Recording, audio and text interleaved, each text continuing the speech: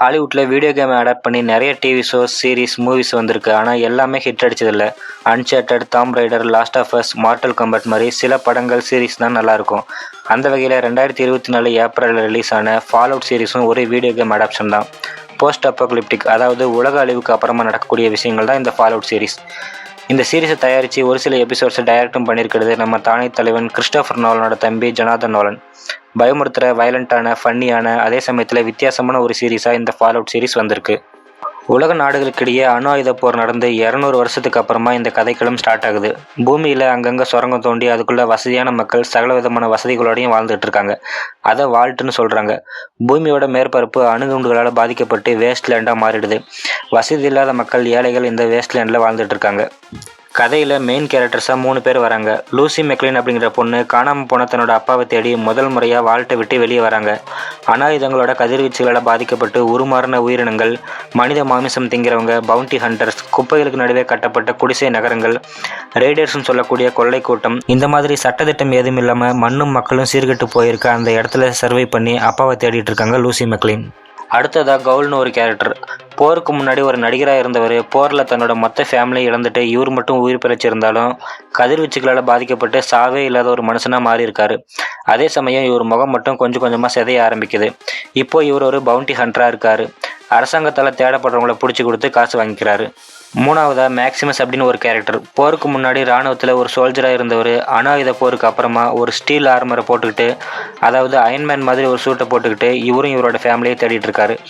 இவங்க 3 பேரோட பயணமும் ஒரு இடத்துல சந்திக்குது.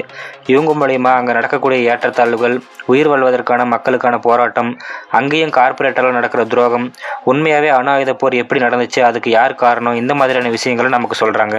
இந்த சீரிஸோட பலமே ரியலிஸ்டிக்கான அந்த வேர்ல்ட் பில்டிங் தான். ஆனால் இதை போருக்கு அப்புறமா இந்த உலகம் எப்படி இருக்கும் அப்படிங்கிறத கிராஃபிக்ஸில் நல்லா கொண்டு வந்திருக்காங்க.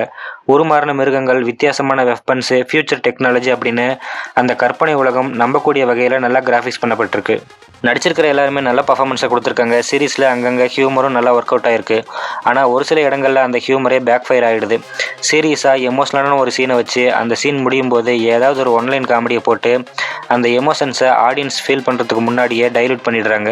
இந்த சீரீஸோட முதல் 10 நிமிஷம் போதும் உங்களை இழுத்து உள்ளார உட்கார வச்சிடும். அந்த அளவுக்கு செம்ம கிரிப்பிங்கான, என்கேஜிங்கான முதல் 10 நிமிஷம் நகருது. வெறுமனே ஆக்ஷன் அட்வென்ச்சர் சீரீஸாக மட்டும் இல்லாமல் சமகால அரசியலையும், எல்லாரும் உலகத்தை காப்பாற்றுறதுக்கு ரெடியாக இருக்காங்க ஆனால் எந்த வழியில் அப்படிங்கிறதான் இங்கே கேள்வியாக இருக்குது அப்படின்ற விஷயத்தையும், மனுஷன்தான் இந்த உலகத்துக்கு மிகப்பெரிய எதிரி அப்படிங்கிற விஷயத்தையும் இந்த சீரீஸ் ஸ்ட்ராங்காக பேசியிருக்கு. ஆக்ஷன் சீக்வன்ஸ் எல்லாமே தரமாக இருக்குது. லென்த்தியான ஆக்ஷன் சீன்ஸும் சேசிங் சீன்ஸும் இந்த சீரீஸில் நிறையவே இருக்குது. பிஜிஎம்மும் இந்த சீரீஸுக்கு ஒரு பக்கபலமாகவே இருக்குது. ஆரம்பத்தில் வர ஒவ்வொரு கேள்விக்கும், மிஸ்ட்ரிக்கும் சீரீஸில் பதில் கிடைச்சிருது. ஒரு சில ட்விஸ்ட்டை நம்ம முன்னாடியே கெஸ் பண்ணுற மாதிரி இருந்தாலும் சீசன் 2 எதிர்பார்க்குற அளவுக்கு நல்ல ஒரு ஹேங் ஓவரில் தான் சீசன் 1 முடிஞ்சிருக்கு. 45லிருந்து 70 நிமிஷம் ஓடக்கூடிய 8 எபிசோட் சீசன் 1ல் இருக்குது. 2024 ஏப்ரல்லையே சீசன் 1 முழுசாக ரிலீஸ் ஆகிடுச்சு. இப்போ 2026 ஜனவரியில் சீசன் 2 ஒவ்வொரு எபிசோடாக ரிலீஸ் ஆகிட்டு இருக்கு. ஃபால் அவுட் வீடியோ கேம் விளையாண்டவங்களுக்கு இந்த சீரிஸ் இன்னும் அதிகமாக பிடிக்கும். ஏன்னா அதில் வர்ற மாதிரியே வெப்பன்ஸ், பிளேசஸ், காஸ்டியூம்ஸ்னு எல்லாத்தையுமே பார்த்து பண்ணியிருக்காங்க. வீடியோ கேம் விளையாடாதவங்களுக்கும் இந்த சீரிஸ் பிடிக்கிற மாதிரி நல்ல பரபரப்பாகவே போகுது. இந்த சீரிஸ் அமேசான் பிரைமில் தமிழ் டப்பிங்லேயே அவைலபிளாக இருக்குது. உங்களுக்கு action adventure, science fiction, apocalyptic concept பிடிக்கும் அப்படின்னா தாராளமாக இந்த சீரிஸை நீங்கள் ஒரு முறை பார்க்கலாம்.